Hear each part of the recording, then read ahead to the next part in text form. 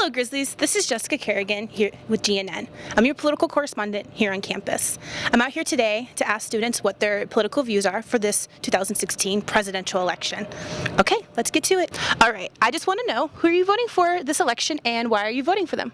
I'm voting for Hillary Clinton this election because she represents keeping America moving forward and not going back like her opponent. I'm actually not voting. Okay. Yeah, I think that it's corrupt and it's bad. The people are bad people. From what I hear, what I see on TV, even though they want us to have a say-so for our government, but I feel like each of them has their own negative aspects. I haven't really found anything good. I've just been praying for our country because it's rough.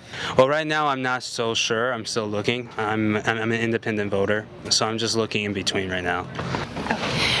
Were you old enough to participate in the last election, 2012? I was. Okay, and are you more interested this year or less interested? It's about the same level of interest. I think it's very important that you stay involved in the political process.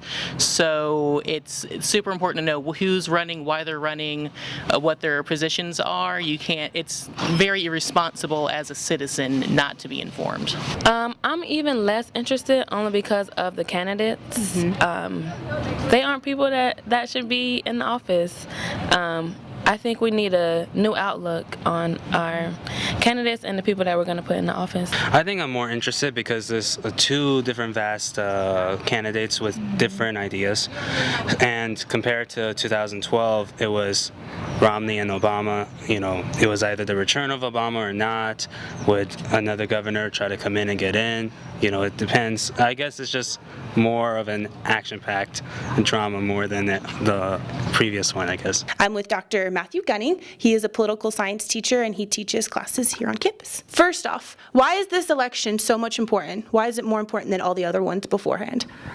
Well, every election is going to potentially shift the direction of policy, but the thing that clearly stands out for this election is the winner will get to pick the 9th Justice of the Supreme Court. Presently, the Supreme Court's evenly balanced at 4 more liberal-leaning justices and more 4 conservative-leaning justices, and that whoever wins the election gets to point that deciding vote on the Supreme Court, and so that'll have a very dramatic effect on the 3rd branch of government. So whoever wins the executive branch will also have a dramatic effect on the judicial branch. And then for those students who are deciding not to vote this year because they're not happy with the candidate choices, what would you tell them in order to go out and get them to vote? I would say this. Think of your vote not as a precision instrument, but as a sledgehammer. A vote is a very blunt instrument. You don't get to go in like a laser pointer and point to just the issue that you care about. What you have is one vote, and you can either move government policy a little bit to the left or a little bit to the right. And so while we might not always be excited about our candidates, our vote is a blunt instrument that we can use to sort of lever policy one direction or the other.